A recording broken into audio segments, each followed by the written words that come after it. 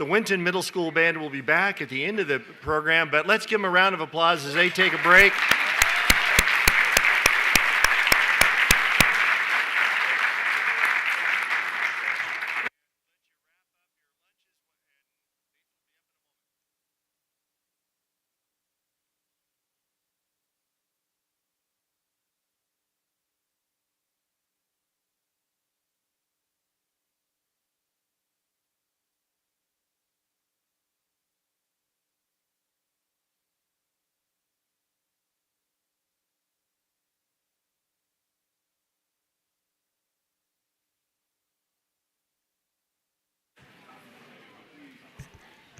Okay, we are going to get started here in just a minute. Seriously, Winton Middle School Band.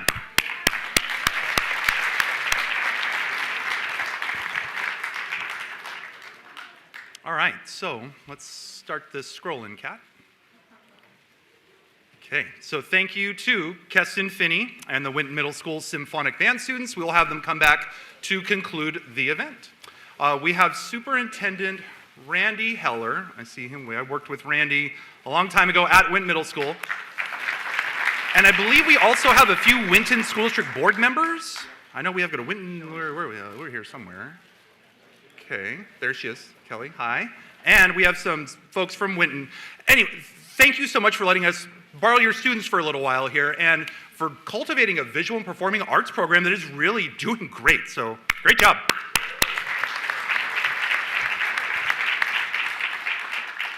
And I worked in Winton, there were 3 schools then back when I was in college in the after-school program. I got to work with Randy for several years. Great time. Okay, I guess I need to ask folks to turn their phones off. And if you have, how many of you have been here before? I bet most of you have, a lot of you have. Okay, just some housekeeping stuff. The restrooms are around this corner. You've probably noticed that the lunches are back here. This is kind of a circular downstairs area, so you'll loop right back over. I'm Nathan Cavedo. I am the Communications and Public Relations Officer here at MCOE. On behalf of the County Superintendent of Schools and the Merced County Board of Education, I'd like to welcome you to the unveiling of our 12th Annual Education Report. I can't believe 12. So I've been here since the very first one, and we've come a long way. I'm very, very proud of this. So, if you were here the last few years, we're going to take a selfie really quick. And I'm going to make sure I get both sides of the room. Okay, so ready over here.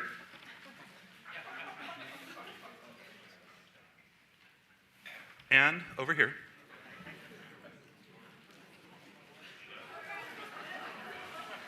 Little shaky there. So welcome everyone. And hello to all of those, I forgot, we're streaming this. So hello to you out there virtually. We're live streaming this on both Facebook and YouTube, so folks could be watching from anywhere. I remember when I was younger, what my children like to call the 1900s, was very popular for folks to say, "Hi, Mom," when they were on live TV. I am fortunate enough to have both of my parents here, Helene and Eubens. So, hi, Mom. Hi, Dad. My father is a longtime Atwater Elementary School District teacher, so thanks for your time supporting students. Incredibly important. He was a bilingual instructor too, and he supported not only students, but students and their families. I think it's incredibly important that we realize that's the work that we're doing, is supporting students and their families and school communities, so thank you. Okay, so this is the part in the script where I usually thank the event host, but what do you know? Here we are at MCOE. I want to thank Dr. Tejan because it was his vision for this professional development center for MCOE, the schools we serve, along with other partnering organizations. We're not only honoring the historic downtown Merced, but helping to revitalize it. And we'll talk more about that later in this event. Okay, so great job, Wired Cafe. I think that we've got a few more salads and sandwiches coming, Stacy? Okay, so salads are gone, rats, but more sandwiches coming. We have quite an agenda of student performances, presentations by education thought leaders, and videos prepared by Merced Educational Television, so I'm going to get right to it. I'd like to invite members of the United States Marine Corps to the stage for the flag salute. I ask that you stand and remain standing.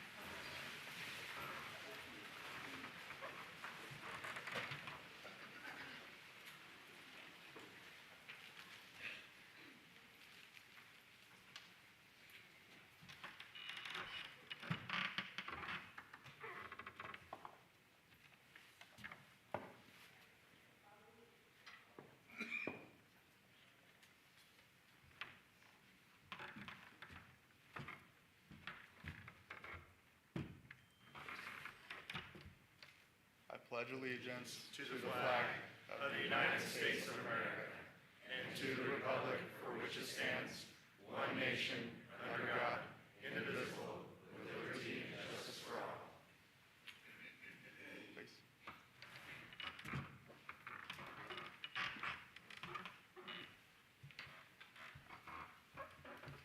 Thank you. You may be seated.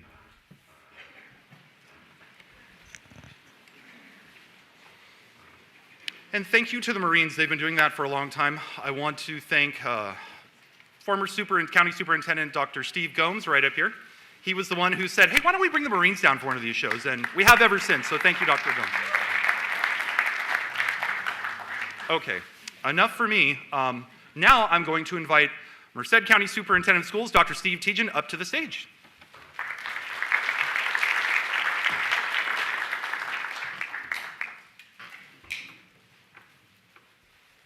Well, thank you, Nathan. It's nothing like going right off script right from the outset. That's what I do. So, first of all, thank you for joining us today at the MCOE Professional Development Center, right in the heart of downtown Merced, to learn more about what we do here at the Merced County Office of Education. This is where I go off script. So, last week, if you've been here before, you've noticed that it was a very echoey room. And today it's different, isn't it? Because we have new sound paneling around the room to deaden some of the echo that goes on. And one of the things I noticed during my short dress rehearsal this morning was that the stage squeak can now be heard. So my job is to stand as still as possible while I speak. So we'll see how well I can do that.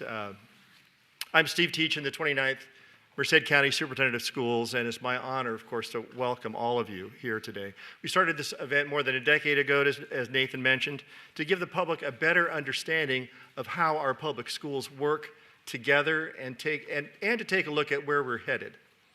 I believe that by working together and coordinating our efforts, we are better poised to serve our students and our communities. As I look around this room, I see many people who have the same goal, and I'm glad you're here with us today. In fact, it's a room of friends. Thank you very much for being here.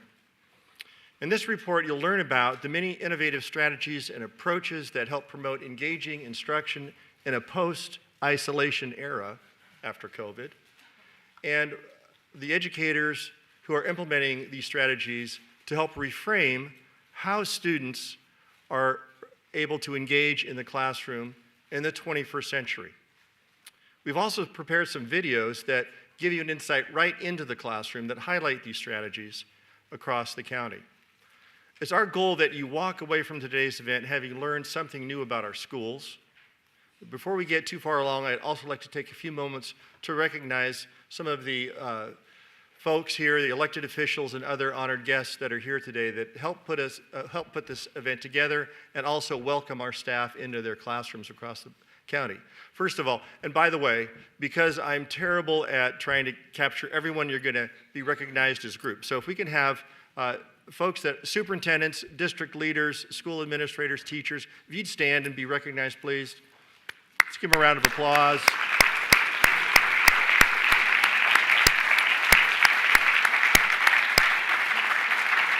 Thank you for being here. Those that are school board members, I want to include school board members separately because you carry an extra burden. How about school board members to stand and be recognized?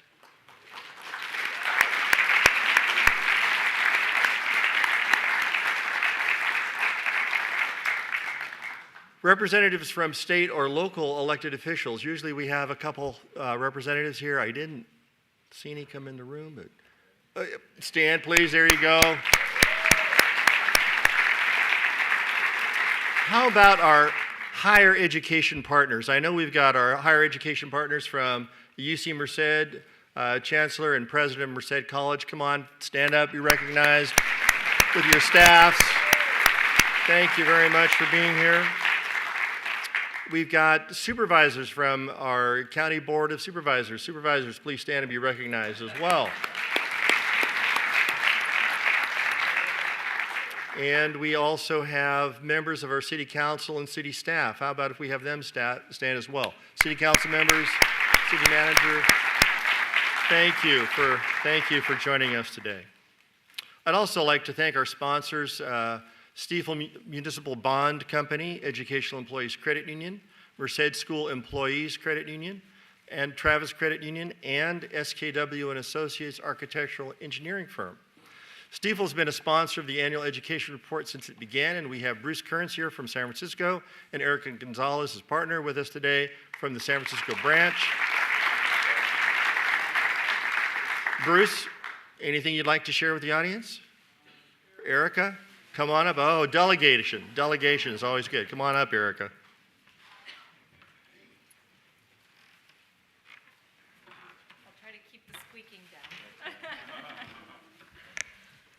Well, good afternoon, everyone, and thank you for inviting us again here this year. It's always such an honor to be here with all of you, and an honor to work with the different school districts that we do here in the county, as well as the County Office of Education at Stiefel. We work with school districts not only within the county, but throughout the state on helping fund their capital facilities through the issuance of bonds. We look forward to continuing that partnership moving forward and are excited to hear about this year's annual report. So thank you for having us. Thank you, Erica. So thank you for making the trip through the rocky weather that you're having up there in the Bay Area. It'll be here soon, so you'll have to drive back through it again. Today's event and the annual report would not be possible without the hard work of our communications team. In the back booth are Nate Gomes, Kathleen Ochoa, Hector Ramirez, photographer Dylan McMullen, event staff Stacey Arancibia, Odessa Osby, Patty Espinoza, and of course Nathan Quevedo. Let's give them a round of applause. Also with us today is Jaime Ramirez, who's in charge of making sure that book gets printed.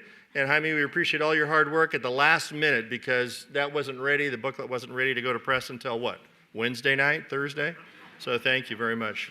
Special thanks to Jaime. We've got a great team and actually a statewide award-winning team. Also is a team that's been recognized to do work for our County California Superintendents Association. So one of those things that we don't get to brag about a lot, people don't know, but Hector Ramirez is our award-winning designer here at the county office that has been, he's got the side gig he does with the County California Superintendent. So Hector, congratulations on that work.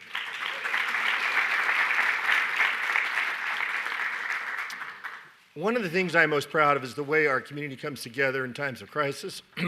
And we have shown incredible resiliency again as we all leaned into the floods that occurred in January. And of course, we all worked together very hard over the 2.5-year period of COVID, but January presented specific kinds of challenges that we hadn't seen before, at least in my career here in Merced County.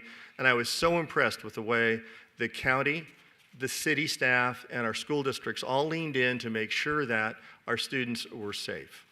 I couldn't be more proud of the public servants that I work with here in Merced County.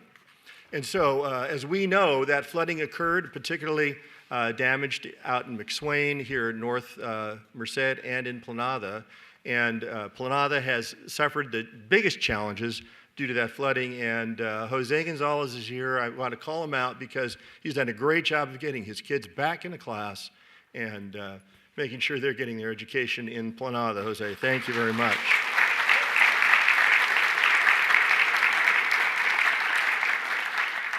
Things we lose sleep over, huh, Jose? Can't even anticipate what's going to happen next. Now let me explain a little bit about the role of the county office in education. If we could go to our slides.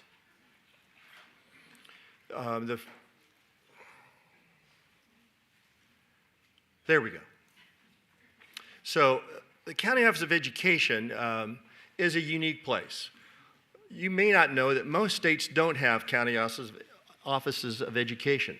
A handful of states, about 15, have something called an intermediate unit, and that's exactly what county offices are. We're an intermediate unit between state departments of education and the local school districts. And the saying in California is, if you've seen one county office of education, you've seen one county office of education. Because each county office of education responds to the needs of its unique county. And in our role here in Merced County, if you're looking for support and help with understanding how special education services occur, in some counties there are 5 or 6 SELPAs that serve districts. In Merced County, we're a one county SELPA, so you come to the County Office of Education. If you're looking for support and understanding how school budgets work, you come to the County Office of Education in Merced County. If you're looking for support and help with a migrant education population, sometimes you have to leave the county because they're regional organizations. But here in Merced County, we house the regional office for Madera, Merced, and Stanislaus County. We are the regional lead. If you're looking for career tech education classes and programs on a regional basis, most counties let them go back in 2014. Here in Merced County, we still run a robust ROP, Regional Occupational Program, and CTE program to serve youth in high schools across Merced County, as well as out-of-school youth that are funded by the Workforce Investment Board. Most counties don't do that anymore. If you're looking for early education services in Merced County, you come to the County Office of Education. There are a handful of counties that serve early education the way we do, that have both Head Start programs and resource and referral programs and alternative payment programs that help support scholarships for parents that are working or going to school and have a low income. And we are the agency that helps provide those kinds of scholarships and connects parents to high quality childcare. So, unique county office.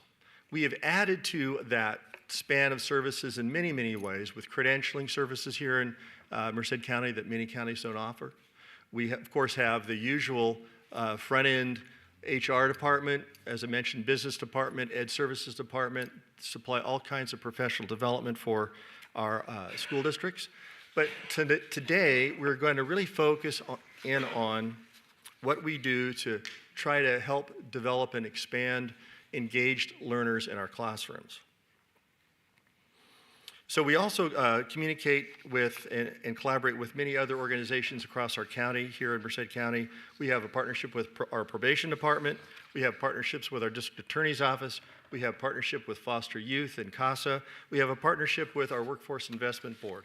And all these partnerships exist because Merced County office really believes service above self. We've already talked a little bit about support in times of crisis. The flooding this past January is still close in our memories. And of course, we're hopeful that when the sun does come out, it comes out slowly and we don't have a big runoff to have to deal with again. But trust me, we're going to be prepared. And our communication lines are open and we're ready to support each other as we deal with any future crisis. So who do we serve in Merced County? 59,000 students. 107 schools. Our graduation rate, we're pretty proud of, 92%, well above the state average, which is around 85%. So we're excited about that. We have 286,000 people in Merced, and we're growing. And we're excited to be part of that dynamic growth in Merced County, because why do people come and stay in a community? Because their kids have an opportunity to get a high quality education. And that is our mission. So of those 20 school districts, 107 schools, 59,000 students, we have a great record of high school graduation rates. And one of the things that is not in the report, but I do want to mention, Nathan referred to our bilingual programs have a lot of depth here in Merced County. While 25% or so of our kids come to school with a home language other than English, about 600 students a year receive a bilingual certificate of competency when they graduate. That means they've gone through a rigorous both written and oral exam with examiners from not their own school to determine that they are in fact biliterate. It's one of the few county offices in the state that provides this kind of support across all all districts, all high school districts, and I'm proud to say that every year we see that number grow of who is biliterate graduating from our schools. And by the way, there are probably 5 to 7 languages every year that are tested for biliteracy here in Merced County. So congratulations to our school districts for helping prepare those kids every year.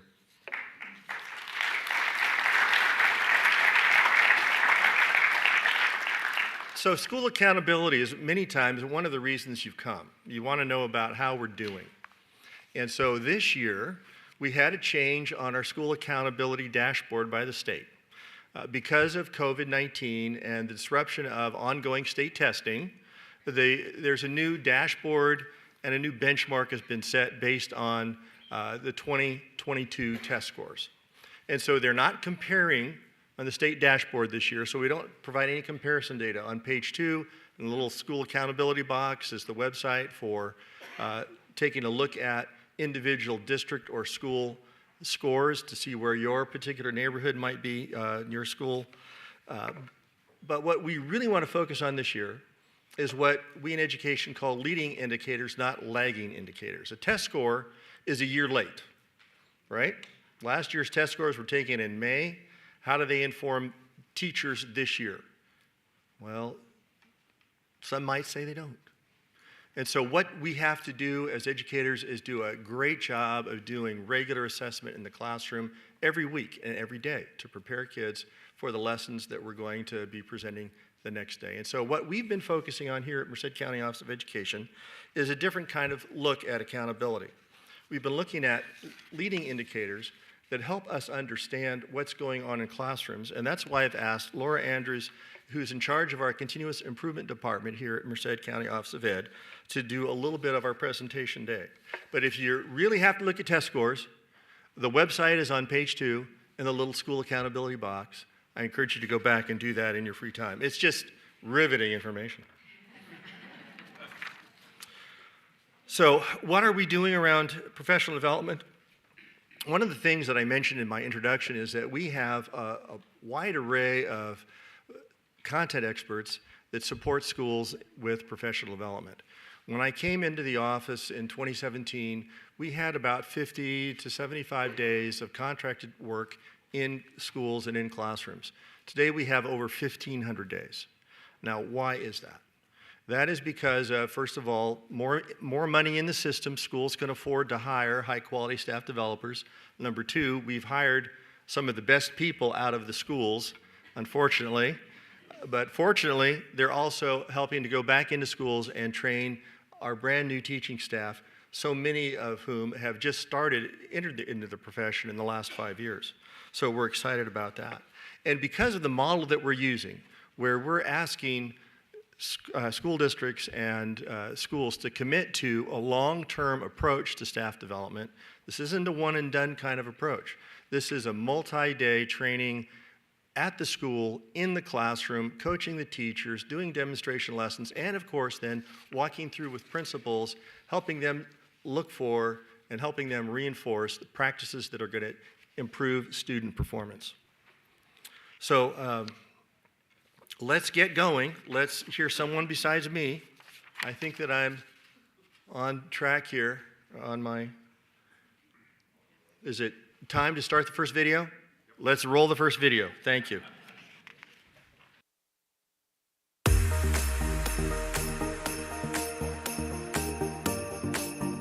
Continuous improvement is the application of tools or strategies that help us to get better at what we're doing. So rather than just trying something out because we heard that it works or we like a certain strategy, it's really about taking time to understand our system, implement small changes and test them out, and really know that they work before we expand to those changes in a larger scale. As a coordinator for the county office, I support districts and educators in many different roles. So we provide continuous improvement work. So we meet with districts who look at their data and analyze it and find the needs. And we promote strategies that are engaging strategies for the students. Right? We want to promote classrooms where students are being held accountable for their thinking. And so we want to share that cognitive load with our students. So I encourage using strategies that are going to do exactly that, where there's collaboration happening between the students, where teachers are posing questions and then they're being the facilitators for their students and supporting them in their learning versus sitting and getting the instruction. Engaging classrooms looks hands-on. Every student is actively involved and they're cognitively involved. There's a lot of communication going on between the students. I really push for students to describe their thinking to others because everybody approaches things differently. So there's a ton of communication between student to student, and I'm really there to facilitate and to foster some ideas or some other ways of thinking if maybe they need some additional help or just to further the idea that we're working on. I've really appreciated the support that we've gotten from MCOE. They have given us really targeted professional development. They have been really instrumental in guiding us and supporting us and encouraging us when we're not confident in ourselves. I really feel like MCOE and my district have been supporting me as a first-year teacher. I've learned so many new strategies, and I feel like it really gets the students involved in the classroom. They're becoming critical thinkers, they're working in groups or even independently, and I really feel like they have been looking at learning in a new way. 7 years ago, we started having dialogue as to how MCOE can best support schools, especially the smalls, And then we started this journey and continued that expansion with MTSS. They've all played a critical role in helping our school become what it is now, with a true focus on best first instruction, the best instructional practices that are out there now that are truly making a difference. And I'm seeing evidence of that. So one misconception that we're seeing and we're battling with in education is that the teacher has to stand up and the students have to sit down. And truly, that's not how our students learn, and that's not how we produce students that are going to be competitive in our workforce. What Merced County is doing is not just building the capacity for one piece of curriculum or one type of strategy. It's really about improvement science, and Merced County is giving us the skills to apply to any situation. By building our team's capacity, from administrators all the way to teachers, we can tackle any barrier, any program by having those skills. We serve all of our public schools here in Merced County in one manner or another, whether that's through our state and federal programs with some technical assistance or through contracted work at some of our other schools and or districts. The way that we support teachers in Merced County is really what sets us apart from other professional learning models. We believe in a coaching cycle. So we start with a professional learning where everybody comes together and we learn the same strategy. And then our coordinators follow up by going into the classroom and providing demonstration lessons. So teachers get to see those strategies working with their students. And then we follow the demo with a coaching day. So teachers get an opportunity to try out the strategies, and our coordinators are there to give them feedback. And we find that's highly effective as compared to a traditional sit and get professional learning opportunity. Our coordinators spend quite a bit of time collaborating and calibrating around specific instructional strategies. Our goal as a continuous improvement team is to ensure the quality of the professional learning that we provide. And so our team members work together to make sure that they are all on the same page, that they are all implementing strategies in the same manner. So that way what we're doing out in the field is quality work.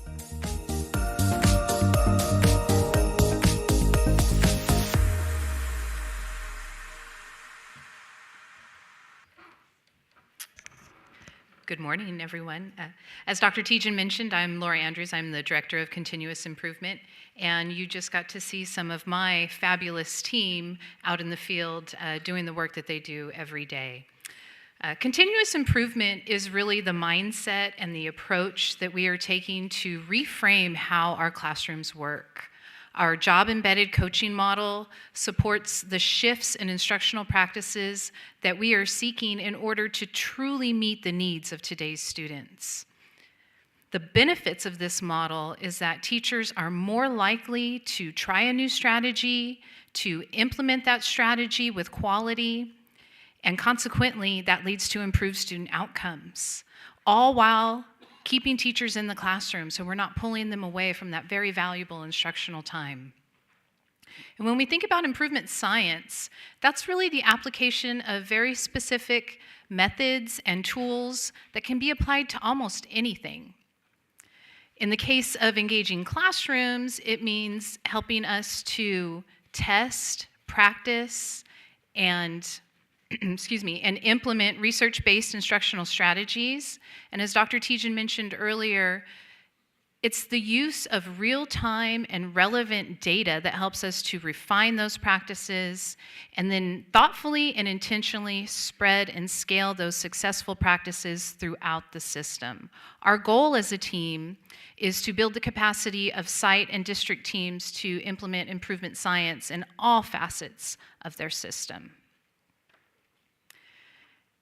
So when we think about the impacts of COVID-19 and the isolation that some of our students faced during that time, what we learned is that students learn best in an in-person environment. And as you may have noticed in that video, learning really is a social process.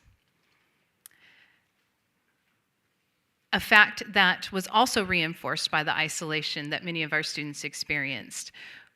We also noticed during that time that we can change our approach to learning, that what we may have done over the last 100 to 150 years, that needs to change, that we have seen huge advances in technology, and the speed of communication and information means we need to redesign how our classrooms work in order to better support our students and whole child development. Our philosophy of working with all layers of the system, classroom teachers, school administration, and district office staff, coupled with supporting the implementation of instructional strategies that redesign the classroom with an improvement science approach, is how we have operationalized MCOE's vision of nurture, serve, and lead. It has also led to an increased demand for the services of the MCOE Continuous Improvement Team each year. And one of our next steps is to highlight our work across the state with other county offices through a collaboration with the California Collaborative of Educational Excellence.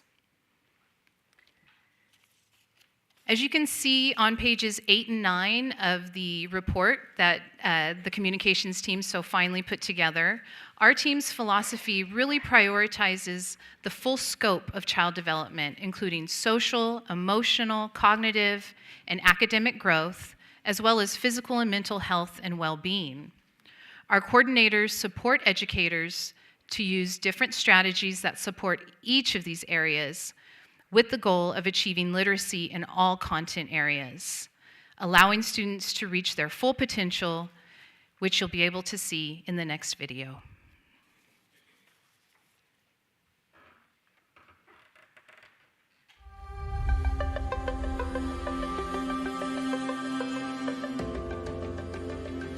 To support first best instruction in our foundational grades and to support the expansion of TK in California, especially in Merced County, we are working with schools to implement strategies that support students to be immersed in rich language opportunities. And we're doing that through some work with a grant called the Emerging Bilingual Collaborative, which helps us to support our earliest learners in the development of English language and really becoming bilingual or even multilingual students. In our English language arts program, we are working with our middle schools and our high schools to implement effective strategies such as expository reading and writing courses and helping students to get college and career ready by learning those strategies. Our visual and performing arts program is one of the most exciting programs that we have. Our coordinators go out and work with our schools on visual arts, music, performing arts, dance, incorporating all of those into the classroom. Our EdTech team supports districts in the integration of educational technology. So it's really about how to use tools in the classrooms. Our science program is really focused on the integration of next-gen science standards. So our coordinators go out and are supporting teachers with the implementation of new science curriculum, which includes a lot of hands-on activities and experiments, and students are really engaged in the science lessons that they're learning. One of our unique new opportunities that we're providing for school sites and districts is a collaboration between our science coordinator, our ed tech coordinator, and our art coordinator in the form of STEAM Family Learning Nights. So we go out to school sites and we provide all of the materials for students and their parents. There's so many different activities that we can provide for those families. One of our newest projects is building professional learning for our early educators. We're working on supporting the expansion of universal TK here in California and supporting early numeracy for those students as we bring more 4-year-olds into the classroom. So our mathematics program is one of our largest programs that we have here, and the mathematics team provides support to all grade levels from early education all the way through 12th grade. We are working on strategies such as building thinking classrooms, one of our newest strategies, and some of our tried and true practices such as number talks, the 3-read protocol, the perfect quiz protocol. I've noticed a change in the classroom in terms of the way teachers work with students and the way students approach their learning and the problems in math. Before, you would always see students thinking, okay, well, maybe I just can't do it, or I need the teacher to show me how to do it. And now they're courageous enough to step up to their whiteboards and say, how are we going to tackle this problem? What can we do? Let's work together. And the teacher's there as a coach and helping guide them through that learning.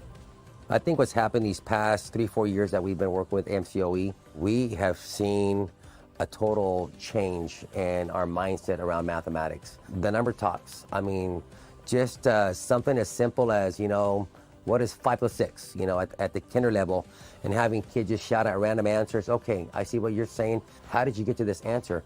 And holding you accountable to that response that you gave me. And also the perfect quiz. And that every kid will have a perfect quiz before we finish. And just to see the excitement on their faces that, yeah, they got 100%.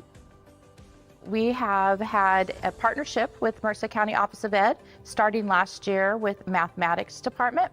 And we had Dwayne, our coach and coordinator, working with our math department. And he came in and was working on CRA, Concrete, Representational, and Abstract, and sharing lots of resources with our math teachers and kind of just changing the way, maybe a mindset of what our teachers had been doing in our junior high math department. And they were introduced to a book called Building Thinking Classrooms. Building Thinking Classrooms gave a really effective way, I think, of shifting responsibility for learning onto the students, encouraging them to say, oh, I want to try to do this problem because I know this is what I'm going to need to do in the future. Building Thinking Classrooms is one strategy that we're using to help engage students. And it's really helping because our students don't like to sit down. They want to be up. They want to be interacting. They want to be interacting with their peers and having fun in the classroom. And programs like this are supporting that and supporting their need. We promote strategies that are engaging strategies for the students, right? We want to promote classrooms where students are being held accountable for their thinking. And so we want to share that cognitive load with our students, right? So we want to promote students that are thinking and not students that are mimicking us. So teachers are posing questions and then they're being the facilitators for their students and supporting them in their learning versus sitting and getting the instruction. The role of the teacher has changed to one from the giver of knowledge to a facilitator of learning. And students are really in charge of how they learn and how they get to tackle problems. Based on the success of the approach that we've taken here in Merced County with the coaching model, we've seen a huge growth in our team. Our math team has more than doubled over the last few years, all in a response to a demand from our schools to provide that training in our schools. Our ELA team has grown, and we're excited to see how our other teams might grow in the near future. Some of the initial data that we are collecting in classrooms tells us that teachers are implementing the strategies and we are eager to see how that will translate to student achievement.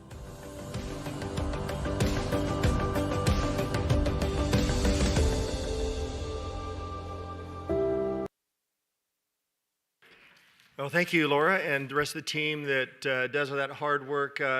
We have several of our coordinators in the room today. How about if you've been a coordinator or currently a coordinator, how about if you stand and a little round of applause for these folks that are doing really great work.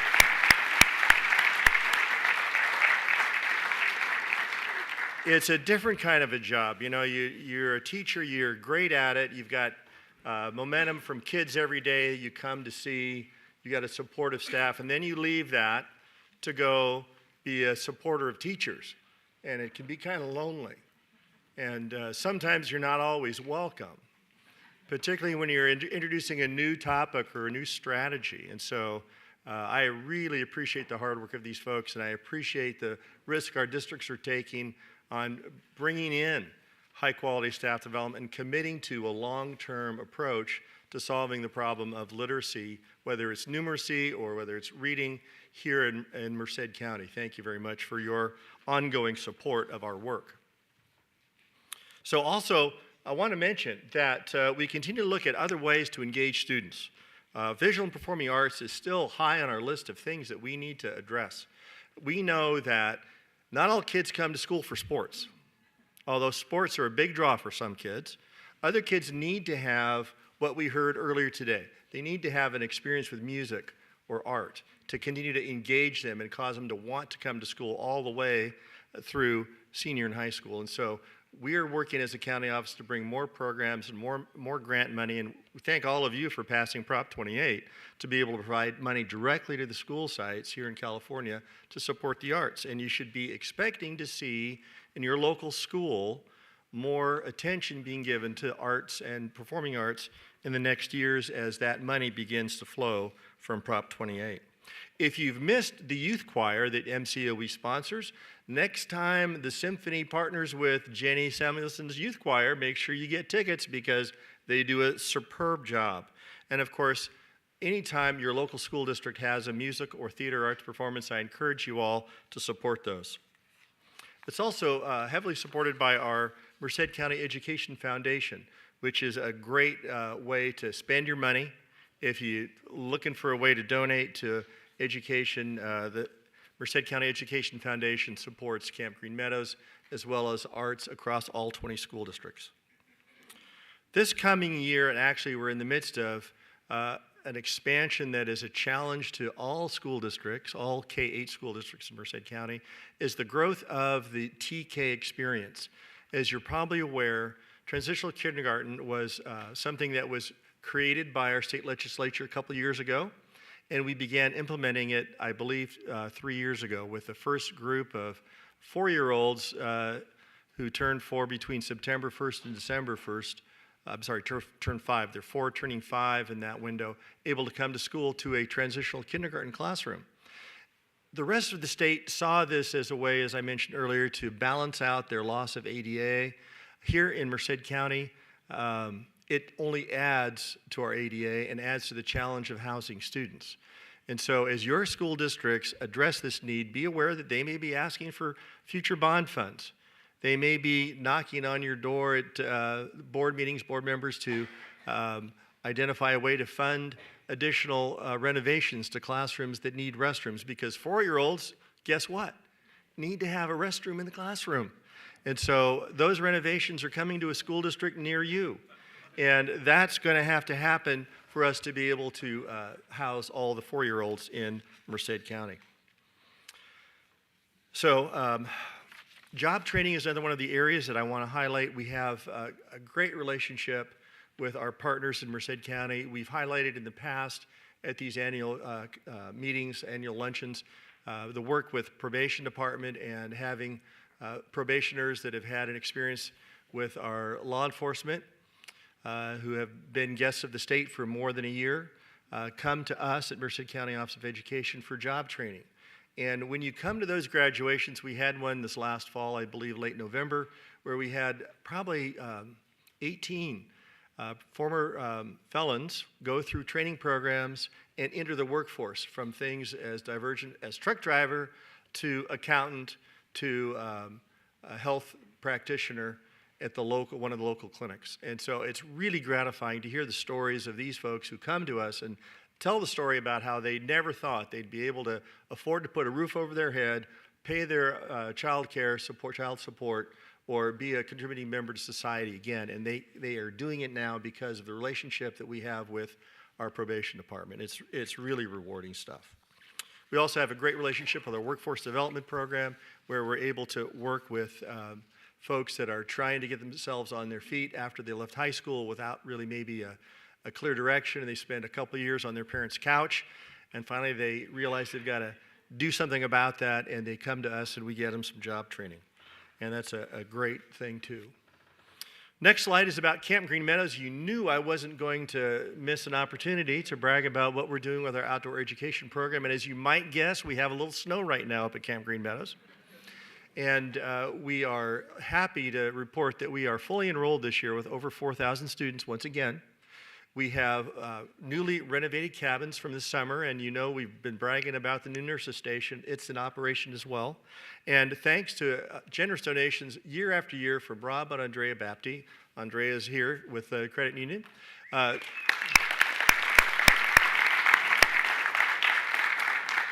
We've also renovated the Nature Center and renamed it in honor of Rob and Andrea. So thank you very much for your ongoing donations to, did you hear I said ongoing 3 or 4 times now, to Camp Green Meadows.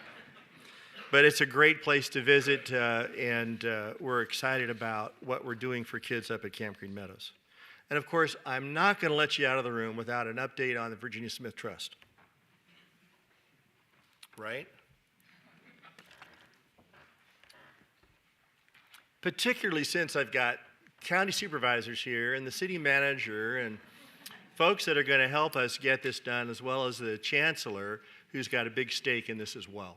So Virginia Smith Trust, as you all know, helped bring the 10th campus here, and we're so thrilled that UC Regents did decide on Merced County. And we're so excited that the university has been growing the way it has and bringing a new sense of energy to our county. So what's happening with the trust? The trust has been in a process for the last 6 years of entitling that land. We're working through an EIR at this point. We are expecting within the next 30 to 45 days that the EIR will be published. Our program consultant, Steve Peck, is here with us as well today. And this is going to happen because Steve is riding me and I'm riding him to make sure it happens. And so what will happen is our EIR will be published, it'll be circulated, and will go to the County Board of Supervisors for approval of that EIR and entitlement of the project, so that we're entitled to build homes and a community village on our property just south of the UC. Then we're going to go to the City Council and ask for them to annex the Virginia Smith Trust. So we've got about 150 people in the room, and I may call on all of you to go to those public meetings to make sure that that happens, both at the County Board of Supervisors and at the City Council, because this will change the dynamic for Merced. Will house, it's a mixed-use housing plan. It'll have housing for the executive officers at the university, as well as the folks that are mowing lawns and washing dishes. So it's going to be a great project. It's going to bring jobs to the community as we build those homes. And it's going to bring over $100 million to the Virginia Smith Trust as an endowment that will continue to commit scholarships to students here in Merced County in perpetuity. Last year, as you see on the screen, over 197 to be exact, 197 $500 grants were given to high school seniors at the 3 Merced high schools that are here in Merced: Golden Valley, Merced High, and El Capitan. This year, those 3 high schools are producing over 350 A through G qualified students that are going to collect $500 as a grant to start their college career. So great job, Alan, and your staff to make sure more kids are qualified for the A through G every year. We're excited about that. And of course, that's just the start. After they get that $500 grant, they're eligible to apply for more scholarship money. Last year, we gave away $590,000 in scholarship money after the $500 grant per person. So we're looking to see what we can do this year, and we're excited about the prospect of talking about millions of dollars a year before my term ends, which is 2027, January 2nd, 2027, if anybody's counting. And I know there are a couple of people that are. So with that being said, this Thursday, as a matter of fact, we have an appointment in probate court to take the scholarship county-wide. We are meeting for the first time with our local probate judge to do what we suggested we would do 30 years ago if the UC selected Merced County, and we'll be asking the judge to allow us to provide scholarships to students across our county once we reach our goals of selling some property and seeing that annual amount climb over $1 million. So that is coming as well. We're excited about all of that, and it's right around the corner.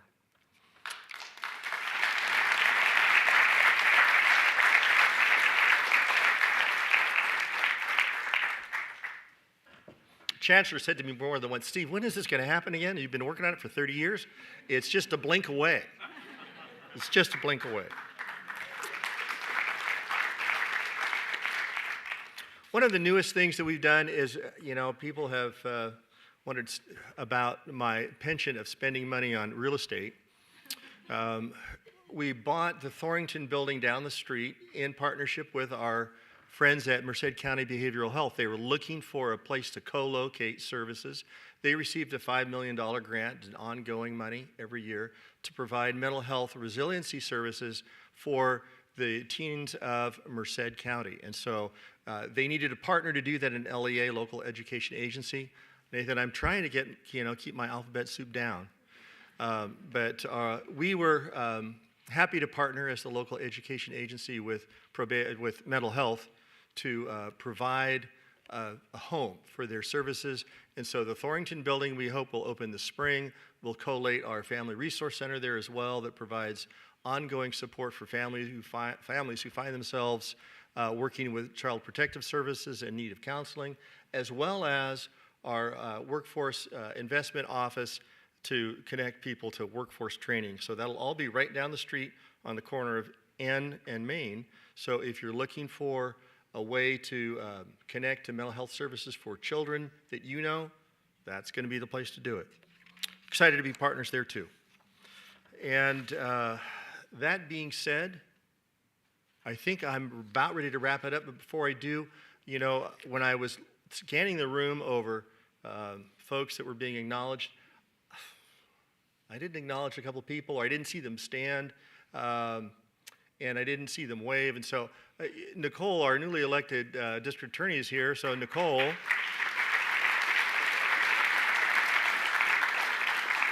And we have an ongoing project, 10% project for the UC and district attorney's office. We're re-energizing this year to try to focus on increasing our graduation rate by 10%. We've gotten it over 7%, so we just got a little bit further to go to get to 10%. We're excited about that, having new energy with Nicole. We also have my two predecessors here, Dr. Steve Gomes and Dr. Lee Anderson, and I wouldn't be here without them.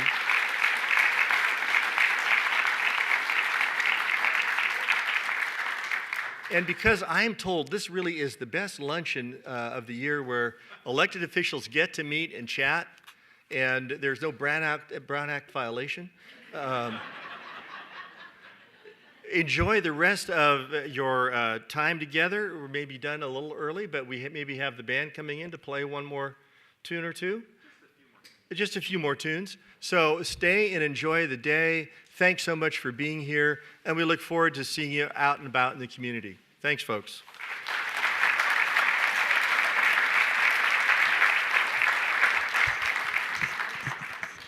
Okay, so as the students who have a few more songs they're going to perform for us. So thank you all for being here.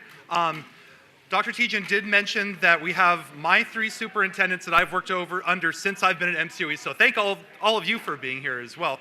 And real quickly, I want to show you one more thing, just one more thing.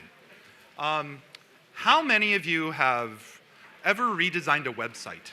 Oh my goodness, yeah, okay, I see a few hands up, and they just kind of did this. Ugh. It's an undertaking. So, real quickly here, we're going to show you, it's not ready just yet. It'll be ready this spring, and you know how long this spring is? I've got quite a time frame there to keep my promise. It'll be ready this spring. So, Hector is loading this up right now. It was incredibly important for us to step into, the future here. We're in 2023. There we go. Beautiful video footage. It will make it, I think a big problem that we've had in the past in education is that we look at it from an internal lens instead of from an external lens.